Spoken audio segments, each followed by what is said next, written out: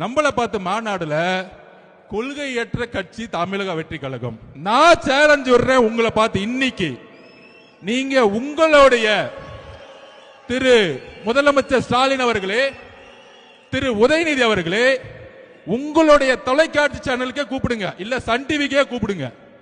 நான் வரேன். உங்களுடைய மகன் அடுத்த முதலமைச்சர் சொல்றீங்களே, உங்களுடைய மகன் சமூக நீதினா என்ன, சாதிவாரி கணப்பெடுப்புனா என்ன, நெருமொழி கொள்கைனா என்ன, ஒவ்வொரு கொள்கையும் நாங்க வந்து பேசுறோம். நான் தனிப்பட்ட முறையில் வரேன்.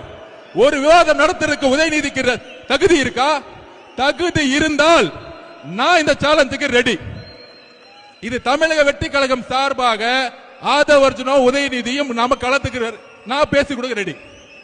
அப்படி ரெடி இல்லைன்னா தமிழக வெற்றி கழகத்தை பார்த்து கொள்கை தெரியாத ஒரு கட்சின்னு சொல்லாதீங்க. இன்னையோட பயந்துட்டு வீட்டை விட்டு வெளியே வராதீங்க.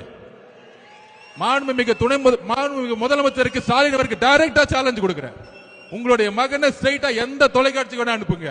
கொள்கை ரீதியான எல்லா கேள்விகளுக்கும் அவர் என்ன வேணா என்ன பார்த்து கேட்கட்டும், நான் என்ன வேணா கேட்கிறேன். தைரியம் இருந்தா பதில் சொல்லட்டும். ஒருவேளை நான் தோத்துட்டு அரசியல் விட்டே போயிடுறேன்.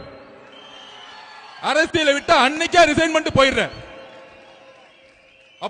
அப்படி தைரியம் இல்லைன்னா மாண்புமிகு உதயநிதி அவர்களே, தயவு செஞ்சு மேடையில் என் கட்சியை பத்தியே பேசாதீங்க கொள்கை தெரியலன்னு.